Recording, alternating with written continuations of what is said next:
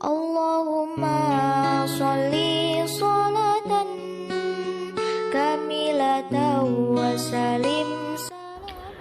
Assalamualaikum warahmatullahi wabarakatuh. Perkenalkan, nama saya Novija Khairunisa dengan NIM 444123037 dari kelas Agribisnis 1D.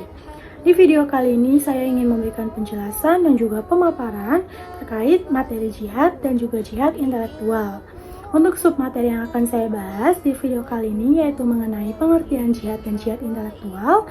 Yang kedua adalah tujuan jihad, yang ketiga adalah syarat dari jihad, yang keempat adalah macam-macam jihad, dan yang terakhir adalah kesimpulan. Untuk pemaparan video lebih lanjutnya bisa dilihat di video berikut ini. Yang pertama adalah penjelasan mengenai pengertian jihad.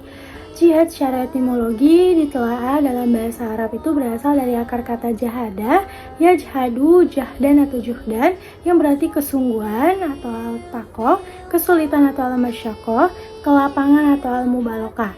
Jihad berkedudukan sebagai masdar dari kata jahada, diartikan sebagai bentuk berusaha, menghabiskan segala daya kekuatan, baik berupa perkataan maupun perbuatan.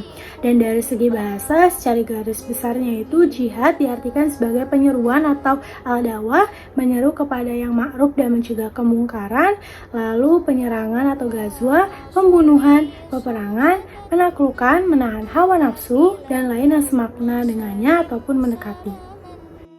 Yang kedua adalah penjelasan mengenai pengertian jihad intelektual.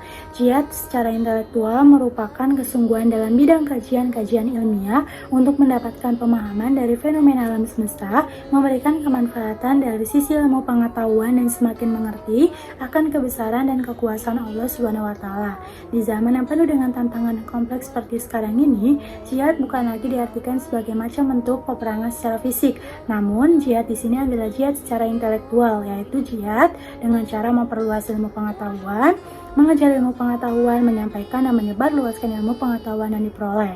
Jihad secara intelektual adalah suatu cara untuk melawan kebodohan dan ketertinggalan. Maka dari itu kita harus berjuang, kita harus mengambil peran di era digitalisasi dan globalisasi seperti sekarang ini untuk memperkuat literasi keagamaan yang bersifat moderat berdasarkan Islam rahmatan lil alamin. Al-Quran juga sudah menggunakan kata jihad dalam beberapa pengertian, yaitu terdapat dalam Quran Surat Al-Ankabut ayat 69 dan juga Al-Hajj ayat 78. Yang ketiga adalah penjelasan mengenai tujuan jihad. Jihad disyariatkan dalam Islam dengan tujuan antara lain adalah sebagai berikut. Yang pertama adalah mengharapkan rahmat Allah, maghfirah dan ridhonya. Yang kedua, menyebarkan dakwah dan pembebasan manusia dan peribadatan kepada selain Allah. Yang ketiga adalah tamhisul atau membersihkan mukminin. Yang keempat adalah tamkinul atau meneguhkan mukminin. Yang kelima adalah menolak kezaliman dan menolong mustada'afin. Lalu yang keenam adalah memberdayakan sekaligus membebaskan umat dari ketertinggalan. Yang ketujuh, melahirkan solusi pragmatis atas masalah-masalah kontemporer umat muslim. Yang kedelapan, menjaga peradaban Islam. Yang kesembilan adalah menghilangkan ketidakadilan dan penindasan baik yang terdapat dalam masyarakat muslim maupun masyarakat lain di dunia. Dan yang kesepuluh adalah memperjuangkan kebenaran dan keadilan. Lalu yang keempat adalah mengenai syarat jihad. Menurut Syekh Abu Sujak, syarat-syarat jihad ada 7, antara lain adalah 1. Islam, 2. Balik, 3. Berakal, 4. Merdeka, 5. Laki-laki, 6. Sehat, dan yang ketujuh adalah kuat berperang. Yang kelima adalah macam-macam jihad.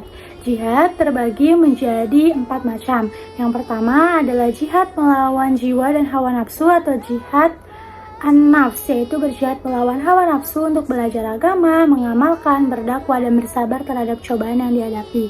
Yang kedua adalah jihad melawan godaan syaitan, yaitu jihad as-syaitan, yaitu berjihad untuk melawan apa yang disebarkan oleh syaitan berupa keraguan dan syahwat. Yang ketiga adalah jihad melawan orang-orang zalim dan pelaku bid'ah dan kemungkaran, yaitu berjihad melawan mereka menggunakan tangan atau kekuatan jika mampu, jika tidak menggunakan lisan atau hati sesuai dengan kondisi maslahat yang terbaik bagi Islam.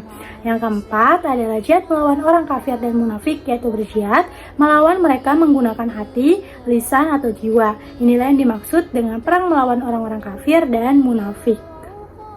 Baik, itulah penjelasan dan pemaparan video saya tentang materi jihad dan jihad intelektual.